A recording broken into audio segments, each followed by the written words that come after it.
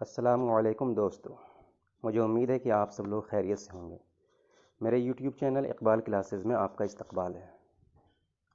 آج ہم سیکھنے جا رہے ہیں کہ زبان کیا ہوتی ہے، زبان اور بولی میں کیا فرق ہے، زبان کی ایجاد کیسے ہوئی، اس کی ترقی کیسے ہوئی، زبان آج اس مرحلے پر پہنچی تو کن کن ادوار سے ہو کر یہ گزر کر کے آئی ہے۔ ان ساری چیزوں کے بارے میں آج ہم واقفیت حاصل کریں گے۔ چلتے ہم اسٹارٹ کرتے ہیں۔ سب سے پہلا سوال کہ زبان کیا ہے۔ آپ کے سامنے جو صفحہ کھلا ہوا ہے اس میں لکھا ہوا ہے کہ زبان کے ذریعے آدمی اپنی باتوں اور خیالوں کو دوسروں تک پہنچاتا ہے اور دوسرے کی باتوں اور خیالوں کو سمجھتا ہے۔ جب آدمی اشارے سے اپنی باتوں کو سمجھاتا ہے تو اسے اشارتی زبان کہتے ہیں۔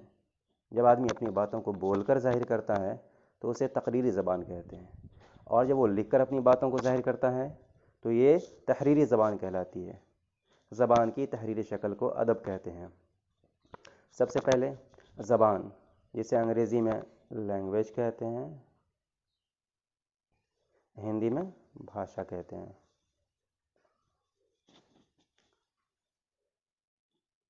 ہمارے منہ میں جو زبان ہے اسے بھی ہم زبان کہتے ہیں۔ منہ کی زبان کو زبان کیوں کہتے ہیں؟ کیونکہ یہ بھی باتوں کی ادائیگی میں اپنے خیالوں کو دوسروں تک پہنچانے میں معاون ثابت ہوتا ہے، اس لیے اسے زبان کہا جاتا ہے۔ تو ممکن ہے کہ لینگویج کے لیے زبان کا لفظ استعمال ہوا ہے، اس کی وجہ وہی ہوگی کہ پہلے زبان جو کہ ہمارے منہ کے اندر ہے اس کو زبان کہا گیا ہوگا، اور چونکہ وہ زبان جو ہے خیالوں کی ادائیگی میں معاون ہے اس لیے بولی جانے والی بھاشا کو بھی زبان کہا جاتا ہے۔ کل ملا کر کے انگریزی میں اسے لینگویج کہتے ہیں، ہندی میں بھاشا کہتے ہیں، اور اردو میں زبان کہتے ہیں۔ تو زبان وہ ذریعہ ہے جس کے ذریعے سے ہم اپنی باتوں اور خیالوں کو دوسرے تک پہنچاتے ہیں۔ اب سوال یہ ہے کہ ہم کتنے طریقے سے انہیں دوسروں تک پہنچاتے ہیں۔ تو جیسا کہ آپ کو پتہ ہے، ایک ہم کبھی اشاروں کے ذریعے سے اپنی بات دوسروں تک پہنچاتے ہیں، کبھی ہم بول کر کے دوسروں تک اپنی باتیں پہنچاتے ہیں، اور کبھی لکھ کر کے اپنی باتیں دوسروں تک پہنچاتے ہیں۔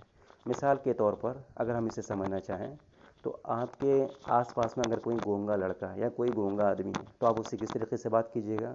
ظاہر سی بات ہے، اشاروں میں گفتگو کیجیے گا، کیونکہ ان کی بات نہ آپ سمجھ سکیے گا نہ آپ اسے سمجھا پائیے گا، کیونکہ بالعموم گونگا آدمی بہرا بھی ہوتا ہے تو اسے سنانا مشکل ہے۔ تو ایک ہی طریقہ بچتا ہے کہ آپ اشاروں میں ان سے بات کریں۔ یا اسی طریقے سے باہر سے کوئی آدمی آ جاتا ہے، سپوز کوئی انگریز آپ کے علاقے میں پہنچتا ہے اور آپ سے وہ انگریزی میں بات کرنا شروع کر دیتا ہے اور آپ کو اس کی زبان سمجھ میں نہیں آتی ہے، تو ایسے وقت میں آپ اسے کس طریقے سے بات کیجیے گا؟ ظاہر سی بات ہے وہاں آپ کا پھر اشارہ ہی کام آئے گا۔ تو ہم کہہ سکتے ہیں کہ اشارے کی زبان یا اشارتی زبان ایک ایسی زبان ہے جو انٹرنیشنل زبان ہے۔ اسے انگریز بھی سمجھتا ہے، اسے کوئی ایرانی بھی سمجھ لے گا، اسے کوئی عربی آدمی بھی سمجھ لے گا، اور آپ اور ہم بخوبی اسے سمجھتے ہیں۔ یا اس کی مثال یوں لے لیجئے کہ کوئی آدمی دور میں کھڑا ہے، آپ اسے اشارہ کر کے کچھ سمجھانے کی کوشش کر رہے ہیں۔ سپوز آپ کسی ٹکٹ کی لائن میں لگے ہوئے ہیں، آپ کا کوئی دوست اگلی لائن میں ہے بالکل آگے میں، اور آپ چاہ رہے ہیں کہ جلدی سے مجھے بھی ٹکٹ مل جائے، تو آپ لائن کے پچھلے حصے میں ہیں، تو آپ کیا کیجیے گا؟ اپنے اس دوست کو اشارہ کیجیے گا کہ 2 ٹکٹ لے لو بھائی، میرے لیے بھی ایک لے لو۔ ان تک آپ کی آواز چونکہ پہنچے گی نہیں تو اشارے سے آپ 2 انگلیاں اٹھائیں گے، ان سے کہیں گے کہ میرے لیے بھی ایک ٹکٹ لے لو، تو ممکن ہے کہ وہ آپ کی بات سمجھ جائے اور آپ کے لیے 2 ٹکٹ لے لے اور آپ آسانی سے اپنے مقصد میں کامیاب ہو جائیں۔ جب اشارے کی زبان سے کام چل جائے تو آدمی اشارے کی زبان میں کام چلاتا ہے، ورنہ بالعموم آدمی بول کر کے کام چلاتا ہے۔ جب آدمی اپنی باتوں کو بول کر ظاہر کرتے ہیں تو اسے تقریری زبان کہتے ہیں۔ تقریر کا مطلب یہ ہوتا ہے بولنا، سنانا۔ بالعموم آدمی اسی زبان کا استعمال کرتا ہے تو اسے تقریری زبان کہتے ہیں۔ جیسے ابھی ہم آپ کے سامنے بول رہے ہیں، آپ ہماری زبان بھاشا بات کو سن رہے ہیں اور مطلب کو سمجھ رہے ہیں، تو یہ تقریری زبان ہوئی۔ لیکن کبھی کبھی ہمیں اپنی بات دوسروں تک تیسرے انداز میں پہنچانی پڑتی ہے، نہ وہاں اشارے کی زبان کام آتی ہے اور نہ ہی تقریری زبان کام آتی ہے۔ ایسے وقت میں ہم اپنی باتوں کو لکھ کر ظاہر کرتے ہیں۔ سپوز آپ کا کوئی دوست ایسی جگہ پر رہتا ہے جہاں انہیں اپنی آواز آپ پہنچا نہیں سکتے، یا آپ کا فون نیٹ ورک کام نہیں کر رہا، آپ اسے فون نہیں کر سکتے، تو ایسے وقت میں آپ کیا کرتے ہیں؟ اسے میسج بھیج دیتے ہیں۔ جب انہیں فرصت ہوگی، جب نیٹ ورک آئے گا تو وہ میسج تک پہنچ جائے گا، وہ پڑھ لے گا۔ یا آپ اسے ای میل لکھ کر کے بھیج دیتے ہیں، یا واٹس ایپ پہ کوئی میسج کر دیتے ہیں۔ تو کبھی ہم اشاروں میں کام چلاتے ہیں، کبھی ہم بول کر کے اپنی بات دوسروں تک پہنچاتے ہیں، اور کبھی ہم لکھ کر کے اپنی بات کو سامنے والے تک پہنچانے کی کوشش کرتے ہیں۔ تو اگر ہم لکھ کر کے اپنی بات کو ظاہر کر رہے ہیں تو اسے تحریری زبان کہیں گے۔ تو نمبر ایک ہو گیا، نمبر ایک اشارے کی زبان، ٹھیک ہے، اشارہ کر لیجئے۔ نمبر دو تقریری، نمبر تین تحریری، آپ اسے نوٹ کر سکتے ہیں۔ ہمارے ملک میں کئی زبانیں بولی جاتی ہیں، جن میں سے ایک ہماری مادری زبان اردو بھی ہے، جس کے بولنے اور سمجھنے والے تقریباً پورے ہندوستان میں موجود ہیں، پورے ہندوستان میں۔ آپ کو کیرل میں اردو سمجھنے والے مل جائیں گے کچھ لوگ، آپ کو حیدرآباد میں بھی لوگوں مل جائیں گے، کیونکہ وہاں ابھی بھی دوسری سرکاری زبان حیدرآباد میں اردو ہے۔ آپ کو پٹنہ میں مل جائیں گے، دلی میں مل جائیں گے، پنجاب میں مل جائیں گے، کلکتہ میں اردو سمجھنے والے مل جائیں گے۔ اردو اور ہندی چونکہ آپس میں ایک بہنوں کی مانند ہے، تو جہاں کہیں ہندی سمجھی جاتی ہے وہاں اردو بھی سمجھی جاتی ہے، جہاں کہیں اردو بولی جاتی ہے وہاں ہندی بھی بولی جاتی ہے۔ بول چال کی بھاشا ہندی اور اردو میں یکسانیت ہے، قواعد میں یکسانیت ہونے کی وجہ سے۔ بس ہندی اور اردو میں بنیادی فرق یہ ہے کہ اردو جو ہے اپنے الفاظ بالعموم فارسی اور عربی سے اخذ کرتی ہے، جبکہ ہندی سنسکرت سے اور پراکرت سے لیتی ہے۔ بس یہی فرق ہے۔ عوامی بول چال میں ہندی اردو میں کوئی زیادہ فرق نہیں ہے۔ اردو میں عربی فارسی کے ذخیرہ الفاظ زیادہ ہیں، جبکہ ہندی میں سنسکرت کے ذخیرہ الفاظ زیادہ ہیں۔ اب سوال یہ رہا ہے، یہ تو ہوئی زبان، اسی کے بالمقابل ایک لفظ آتا ہے بولی۔ بولی کسے کہتے ہیں؟ تو بولی کسی خاص محدود علاقہ میں بولی جانے والی زبان کی شکل کو بولی کہتے ہیں۔ کسی خاص محدود علاقے میں بولی جانے والی زبان کی شکل کو بولی کہتے ہیں۔ بولی صرف بولنے میں استعمال ہوتی ہے، لکھنے میں نہیں، جیسے مگدھی، بھوجپوری وغیرہ، یہ صرف بولنے میں ہوتی ہے۔ ممکن ہے کہ آپ جس علاقے میں ہوں وہاں بھی کوئی زبان بولی جاتی ہوگی، تو اسے ہم بولی کہیں گے۔ جو لکھنے میں نہیں آتی ہے اور صرف بولنے تک محدود ہے اسے بولی کہتے ہیں۔ اب ایک سوال یہ ہے کہ زبان کی ترقی کیسے ہوئی؟ ظاہر سی بات ہے کہ انسانی آبادی کی جو پہلی نسل رہی ہوگی وہ سیم یہی زبان تو نہیں بول رہی ہوگی جو آج ہم بول رہے ہیں۔ ممکن ہے ان کی زبان ابتدائی صورت میں بالکل الگ رہی ہوگی، بالکل ابتدائی مرحلے میں رہی ہوگی۔ جس طریقے سے اس کو اس طرح سے سمجھنے کی کوشش کیجیے۔ مثال کے طور پر کوئی بچہ ہے، تو بچہ جو ہے وہ ابتدائی وقت میں ساری چیزیں تھوڑی نہ سیکھ لیتا ہے۔ ایک بچے میں اور ایک میچور انسان میں بہت فرق ہوتا ہے۔ آپ میں اور آپ کے بالکل چھوٹے بچے میں، یا بھائی میں، بھتیجے میں، بھانجا بھانجی میں بہت فرق ہوگا۔ زبان کا فرق ہوگا، سمجھ کا فرق ہوگا۔ تو انسان پیدا ہونے کے بعد دھیرے دھیرے ترقی کرتا ہے۔ ایک وقت ایسا آتا ہے کہ وہ بالکل ذہنی اور جسمانی اعتبار سے بالغ ہو چکا ہوتا ہے۔ جب اسے آپ کوئی چیز سمجھانے کی کوشش کریں گے تو وہ آسانی سے سمجھ جائے گا۔ جب اسے آپ کچھ کرنے کے لیے کہیں گے تو آسانی سے کر لے گا، وہ بالکل میچور ہو چکا ہوتا ہے۔ تو اسی طریقے سے زبان بھی اپنی ارتقائی منزلیں طے کر کے یہاں تک پہنچی ہے۔ اور ایسا نہیں ہے کہ ہمیں ارتقائی منزل کا علم نہیں ہے۔ دنیا میں ایسی کئی زبانیں ابھی موجود ہیں جو ابھی ارتقائی منزل میں ہیں۔ کوئی پہلے اسٹیج میں ہے تو کوئی دوسرے اسٹیج میں، کوئی پہلے اسٹیج میں، کوئی دوسرے اسٹیج میں، اور کوئی تیسرے اسٹیج میں پہنچ چکا ہے۔ ہر اسٹیج کا نام ہے۔ اگر ہم اس کو دیکھنے کی کوشش کریں تو پہلے منزل کا نام کیا ہے؟ پہلی منزل کو یک رکنی منزل بولتے ہیں۔ کیا بولتے ہیں؟ یک رکنی، لکھ لیجئے اس کو، یک رکنی اسٹیج یا یک رکنی زبان، جو کہہ لیجئے یک رکنی زبان، ٹھیک ہے۔ یک رکنی زبان میں ہوتا کیا ہے؟ اس کو انگریزی میں سنگل سلیبل لینگویج بھی بولتے ہیں۔ یک رکنی زبان بالعموم خام حالت میں ہوتا ہے، اور اس میں صرف ایک ہی رکن پایا جاتا ہے، یعنی مرکب لفظ ہوتا ہے، اور کئی رکنی کلمے کا وجود نہیں ہوتا۔ ان کلموں کے معنی بہت مختصر اور بعض وقت تو مبہم ہوتے ہیں۔ کسی بھی لفظ کے شروع میں جو سابقہ اور لاحقہ ہوتا ہے اس کا وجود نہیں ہوتا، یعنی کہ الفاظ اپنی خام یا بالکل کچی حالت میں ہوتی ہے، نئے بالکل پیداواری حالت میں، اس میں رنگ و رغن کیا ہوا نہیں ہوتا ہے، بالکل خام حالت میں ہوتی ہے۔ جیسے مکان ہم تعمیر کرتے ہیں تو اینٹ اور اینٹ جوڑتے ہیں، پھر اینٹ جب جڑ جاتا ہے تو اس میں پلاسٹر ہوتا ہے، پھر اس کے اوپر رنگ و روغن ہوتا ہے۔ لیکن یک رکنی زبان ایک ایسی زبان ہوتی ہے جس میں جو اینٹ کی ہی حالت میں ہوتی ہے. اگر اس اینٹ سے آپ مکان بنانا شروع کیجئے تو یہ ایسی ہے جیسے اینٹ پر اینٹ رکھ دیا جائے بنا گارا جوڑے ہوئے, بنا گارا ملائے ہوئے. تو مکان تو بن جائے گا لیکن وہ بہت خطرناک ہوگا, کبھی بھی آندھی طوفان میں گر سکتا ہے. تو اسی طرح یک رکنی زبان ایک ایسی زبان ہے جس میں صرف ایک ہی رکن پایا جاتا ہے اور یہ آپس میں مرکب نہیں ہوتے. جیسے مثال کے طور پر میں گھر جاتا ہوں, یہ بالکل اعلیٰ درجے کی زبان کا جملہ ہے, میں گھر جاتا ہوں. اگر یہ یک رکنی زبان ہوتی تو میں آپ دیکھ رہے ہیں 3 حرف ہے, میم ہے, یہ ہے, نون ہے, سب الگ الگ ہوتا. اور اس سے اگر میں لکھنا ہو تو سب کو الگ الگ لکھنا ہوتا, جاتا اگر لکھنا ہو تو سب کو الگ الگ لکھنا ہوتا.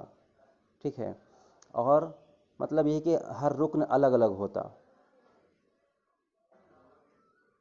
اور اس کے معنی بہت مشکل سے سمجھ میں آتے. جیسے چائنیز زبان ہے, چائنیز زبان میں آپ کو الفابیٹ بے تحاشا مل جائیں گے. اس کی وجہ وہی ہے کہ وہاں ہر چیز کے لیے الگ لفظ ہے. اگر کوئی جملہ ہمیں ادا کرنا ہو تو اس کے لیے ہمیں لمبی لائن لکھنی پڑتی ہے اور اس میں ہمیں بہت کچھ حذف و اضافہ کرنا پڑتا ہے. خیر وہ یک رکنی زبان ہے. تو اگر ہم یک رکنی زبان کی مثال دینے کی کوشش کریں تو آپ کو چائنیز زبان آپ کی نظر کے سامنے ہے. اسی طریقے سے تھائی لینڈ کی زبان بھی یک رکنی زبان کی مثال ہے. برما کی جو زبان ہے وہ بھی یک رکنی زبان کی مثال ہے. اب ہم آتے ہیں زبان کی دوسری قسم میں جسے ہم پیوندی زبان کہتے ہیں. کیا کہتے ہیں؟ نمبر 2 پیوندی زبان. پیوندی پیوندی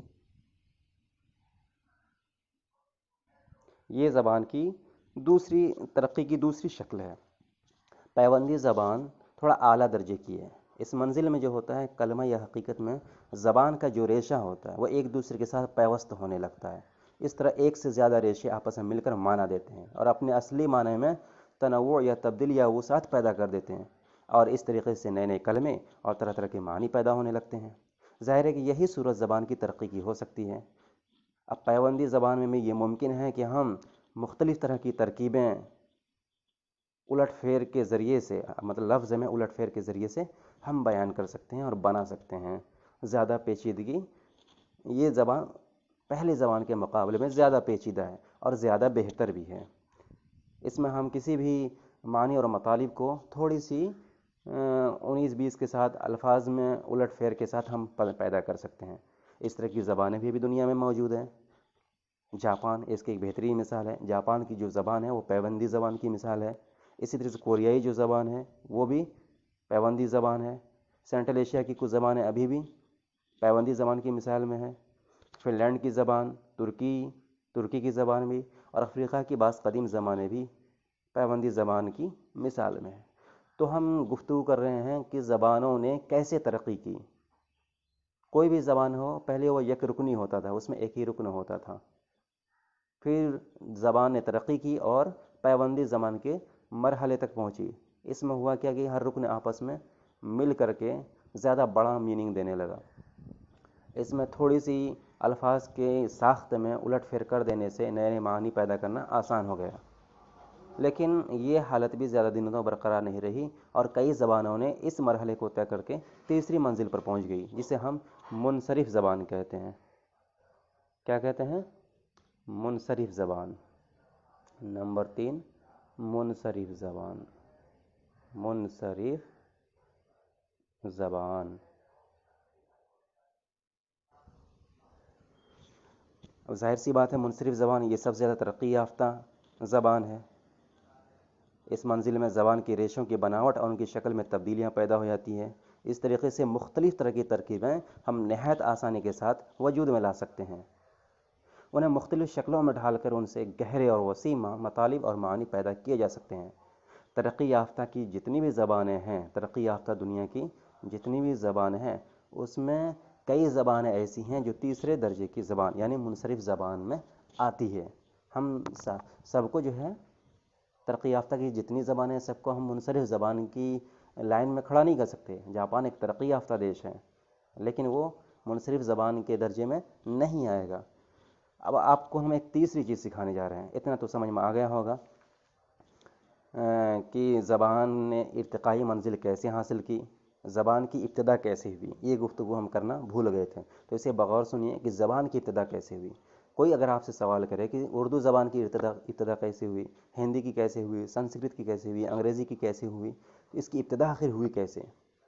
تو اس تعلق سے زبان کے جو ماہرین ہیں، جس کو لنگوسٹک سائنٹسٹ کہتے ہیں، یا اردو میں علماء السنہ کہتے ہیں، کیا کہتے ہیں اس کو اگر ہم لکھنا چاہیں تو علماء السنہ۔ السنہ لسان سے بنا ہے، لسان کا مطلب ہوتا ہے زبان، لینگویج، علماء کا مطلب ہوتا ہے سائنٹسٹ۔ تو لنگوسٹک سائنٹسٹ، ان کا یہ کہنا ہے کہ زبانوں کی ارتقاء کے دو نظریے ہیں۔ ایک تو یہ ممکن ہے کہ انسانی آبادی شروعاتی دور میں، بالکل شروعاتی دور میں ایک ہی جگہ رہی ہوگی، وہیں پر اس زبان نے ترقی کی ہوگی، پھر وہاں سے انسانی آبادی مختلف خطوں میں منتقل ہوئی ہوگی اور اپنے ساتھ اس زبان کو یا اس زبان کی جڑ کو اپنے ساتھ لے گئی ہوگی۔ تو لہٰذا اگر ہم اس نظریے کو مانیں تو یہ ماننا ہوگا کہ دنیا میں جتنی بھی زبانیں ہیں سب کی بنیاد اور جڑ ایک ہی ہے۔ لیکن اس کی بھی بہت ساری مخالفت ہوئی، کیونکہ بہت ساری زبانیں ایسی ہیں جس کا روٹ، جس کا جڑ ایک نہیں مل پا رہا ہے۔ تو زبان کا دوسرا نظریہ بھی پیش کیا ہے ماہرین نے۔ ماہرین کے دوسرے گروہ کا نظریہ یہ ہے کہ انسانی آبادی کسی ایک جگہ نہیں رہی ہوگی، یہ دنیا کے مختلف خطوں میں شروع ہی سے آباد رہی ہوگی اور سب کی زبانیں الگ الگ رہی ہوں گی۔ یہی وجہ ہے کہ سب کی زبانیں اور سب کا روٹ میچ بھی نہیں کرتا ہے۔ تو اس کا مطلب یہ ہوا کہ اس نظریے سے دیکھا جائے تو زبانوں کی یک رنگی ثابت نہیں ہوتی، سب کا روٹ ایک ہونا ثابت نہیں ہوتا، جبکہ پہلے والے نظریے میں یہ نظریہ نکل کر کے آتا ہے کہ سبھی زبانیں کسی ایک ہی زبان سے نکلی ہوں گی۔ دوسرے نظریے کے حساب سے سبھی زبانیں بالکل الگ الگ زبانیں ہیں۔ اتنا سمجھ میں آ گیا؟ اب ہم آگے چلتے ہیں۔ زبان کی بھی نسل ہے۔ اگر ہم پہلے نظریے پر نظر ڈالیں جس میں یہ مانا گیا ہے کہ انسانی آبادی کسی ایک جگہ پر شروع دور میں رہی ہوگی، اس کے بعد یہ دنیا کے مختلف خطوں میں پھیلی ہوگی، تو اس حساب سے دیکھا جائے تو زبان کا ایک روٹ مطلب ایک ہی جڑ ہونا ثابت ہوتا ہے۔ علماء نے اس میں تحقیق کی اور اس نتیجے پر پہنچے کہ کئی زبانیں ایسی ہیں جن کا روٹ ایک ہی ہے۔ جیسے کہ ایک متمدد دنیا کی جو مشہور زبانیں ہیں اور جو اس منزل میں ہیں، منصرف منزل میں، تیسری منزل میں، ان کو دو گروہوں میں تقسیم کیا جا سکتا ہے۔ ایک گروہ کا نام رکھیں گے یا رکھا گیا ہے ہند آریائی زبان۔ نمبر ایک ہند آریائی زبان، ہند آریائی، اور نمبر دو سامی زبان۔ آپ سن رہے ہیں میری بات؟ تو نمبر ایک ہے ہند آریائی زبان۔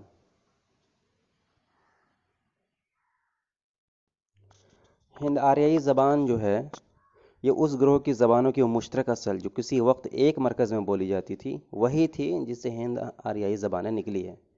اس مشترک اصل زبان کو آریائی زبان بھی کہا گیا ہے کیونکہ ہندوستان کی قدیم کتابوں کی روح سے آریہ اس اولین قوم کا نام ہے جس کی یہ زبان تھی، اور وہ اپنی پیدائش کے 2000 سال بعد اپنے اصلی مسکن سے ہجرت کر کے کئی ملکوں کے علاوہ ہندوستان بھی آئی تھی۔ اب سوال یہ ہے کہ آریاؤں کا مسکن کیا تھا؟ تو بعض محققین کا نظریہ ہے کہ وہ مشرقی ایران سے آئی تھی۔ اب بعض لوگ اسے مشرقی یورپ بھی قرار دیتے ہیں۔ گویا کہ انسانی آبادی جہاں سے ہند آریائی زبانیں پھوٹی ہیں وہ یا تو مشرقی ایران ہے یا مشرقی یورپ ہے۔ مشرقی ایران اور مشرقی یورپ چونکہ زیادہ دور دور نہیں ہے، اس لیے ہم یہ کہہ سکتے ہیں کہ ممکن ہے کہ اس پورے علاقے میں مشرقی ایران سے لے کر مشرقی یورپ تک کے علاقے میں یہ ہند آریائی زبانیں بولی جاتی رہی ہوں گی۔ آپ نے دیکھا ہوگا کئی الفاظ ایسے ہیں جو انگریزی میں بھی وہی ہیں اور سنسکرت میں وہی ہیں، ہندی اردو میں وہی ہے۔ جیسے مدر ہے، آپ دیکھ رہے ہیں مدر، انگریزی میں ماں کو مدر بولتے ہیں، ٹھیک ہے۔ ہندی میں کیا بولتے ہیں؟ ماں کو کیا بولتے ہیں؟ ماتا بولتے ہیں۔ فارسی میں مادر بولتے ہیں، اور ہندی میں माँ बोलते हैं, माता या माँ। तो देख रहे हैं बहुत कुछ इसमें मिल रहा है। अंग्रेज़ी में बाप को फादर बोलते हैं, फारसी में पेदर बोलते हैं, हिंदी में पिता बोलते हैं। तो पिता, फादर, पेदर बहुत हद तक मुश्तरक है। अब एक मिसाल और लीजिए, जैसे सद फीसद। सद अंग्रेज़ी में सेंट बोलते हैं, फारसी में सद बोलते हैं, उर्दू हिंदी में 100 बोलते हैं, संस्कृत में शत बोलते हैं। तो देख रहे हैं कुछ न कुछ है जिसकी वजह से ये ज़बानें बहुत हद तक एक दूसरे से मिलती जुलती हैं। तो इसी वजह से इनको एक रूट वाली ज़बानें कहा गया है। तो हिंदुस्तान में जितनी ज़बानें पाई जाती हैं या यूरोप में जितनी ज़बानें पाई जाती है, इन सबको हिंद आर्याई ज़बान कहा गया है। दूसरी किस्म है सामी ज़बान। क्या है? सामी ज़बान।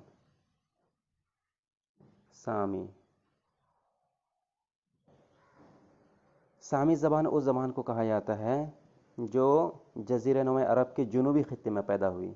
आप मक्का मुअज़्ज़मा जानते हैं, सऊदी अरब जानते हैं, यहाँ से बहुत सारे लोग कमाने खाने के लिए वहाँ जाते हैं। दुबई जानते हैं। तो सऊदी अरब के दक्षिण में यमन है। यमन वो भी एक देश है सऊदी अरब के दक्षिण में, जज़ीरा नूमा अरब में पड़ता है। तो वहीं पर यह ज़बान पैदा हुई। तो सामी ज़बानों की जो असल है, जो जड़ है, वो जज़ीरतुल अरब का दक्षिणी क्षेत्र है। सामी ज़बान में बहुत सारी ज़बानें शामिल हैं जो अरबी के आसपास की ज़बानें हैं। जैसे इब्रानी हो गई, खुद अरबी है, ये भी सामी ज़बान की नस्ल से है। सुरियानी है, बाबली है, हिमयरी ज़बान है, आरामी है, फ़िनिकी है, हबशी है। ये सारी ज़बानें सब जज़ीरतुल अरब के आसपास में बोली जाती है। जैसे इब्रानी ज़बान है, इसे यहूदी लोग बोलते हैं, राजवी बोलते हैं, उनके कई अखबार, मैगज़ीन, जर्नल इसमें निकलते हैं। हिमयरी ज़बान है, ये हिमयर मतलब ये जुनूब की तरफ बोली जाती है। और इसी तरीके से आरामी ज़बान है, ये आप कह लीजिए उर्दू वगैरह की तरफ बोली जाती है। फ़िनिकी ज़बान है, ये भी उसी के आसपास बोली जाती है। हबशी ज़बान है, बिल्कुल जो है आप रेड सी पार कीजिएगा यमन के उस पार, तो वहाँ पर बोली जाती है। वो भी अरबी से बहुत मिलती जुलती ज़बान है। ख़ुद अरबी है, अरबी के कई लहजे हैं। ये सारी ज़बानें सामी ज़बान की नस्ल में आती हैं। दोनों में एक फ़र्क ये भी है कि सामी ज़बान बिलउमूम दाएं से बाएं की तरफ लिखी जाती है। आप अरबी लिखिए, दाएं से बाएं की तरफ लिखी जाएगी। आप इब्रानी लिखिए, वो भी दाएं से बाएं की तरफ लिखी जाएगी। तो इस तरीके से सामी ज़बानें जो भी हैं वो दाएं से बाएं की तरफ लिखी जाती है। लेकिन हिंद आर्याई ज़बान में भी कई ज़बानें ऐसी हैं जो दाएं से बाएं लिखी जाती है, जैसे उर्दू या फ़ारसी, और भी कुछ ज़बानें होंगी जो दाएं से बाएं लिखी जाती हैं। लेकिन सामी ज़बानें बिलउमूम दाएं से बाएं लिखी जाती है। लेकिन हिंद आर्याई जो भी ज़बान है, इसको हिंद अरूबाई या हिंद यूरोप की ज़बान ये भी बोला जाता है, लेकिन शॉर्टकट में हिंद आर्याई ज़बान कहा जाता है। इसमें बिलउमूम बाएं से दाएं लिखते हैं। जैसे हिंदी आप किधर से लिखते हैं? बाएं से कलम उठाते हैं, दाएं की तरफ ख़त्म करते हैं। अंग्रेज़ी बाएं से उठाते हैं और दाएं की तरफ ख़त्म करते हैं। तो हिंद आर्याई ज़बान की ख़ासियत ये है कि वो बाएं से दाएं की तरफ लिखी जाती हैं। तो आज के लिए इतना ही रखिए। इंशाअल्लाह अगला वीडियो जल्दी ही आपके सामने आएगा और आप हमारे साथ बने रहिए। मुझे उम्मीद है कि हम आप लोगों को समझाने में कामयाब हो जाएंगे। ये मेरा पहला वीडियो है और शुक्रिया।